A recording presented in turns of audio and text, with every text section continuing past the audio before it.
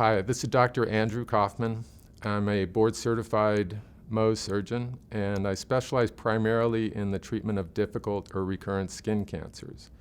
I think it's important, if you want to avoid seeing me as a patient, that you remember to help protect yourself from further sun damage. More than 90% of skin cancers are caused by sun exposure.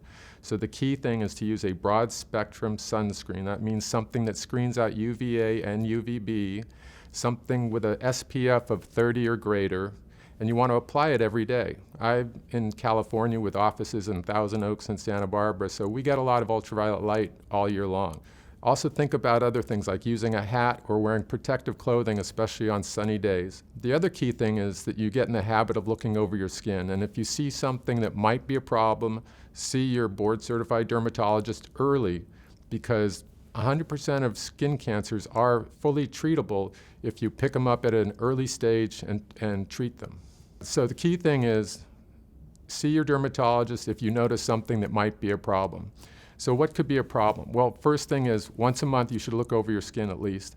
And what you're looking for is either maybe a pearly sore or a pearly bump or a scaly patch that wasn't there before and doesn't go away.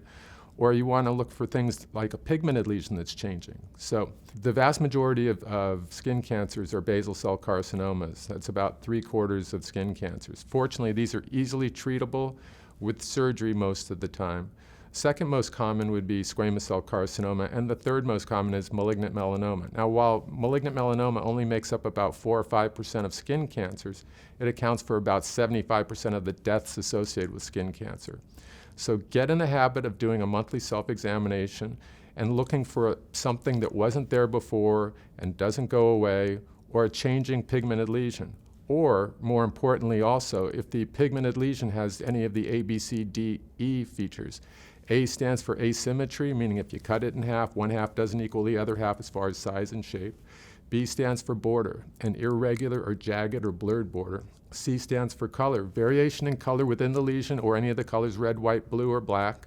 And D stands for diameter, larger than about the size of a pencil eraser. And finally, E for evolving. So if something's changing, it's getting bigger, darker, bleeding, itching, some kind of change, go see your board-certified dermatologist.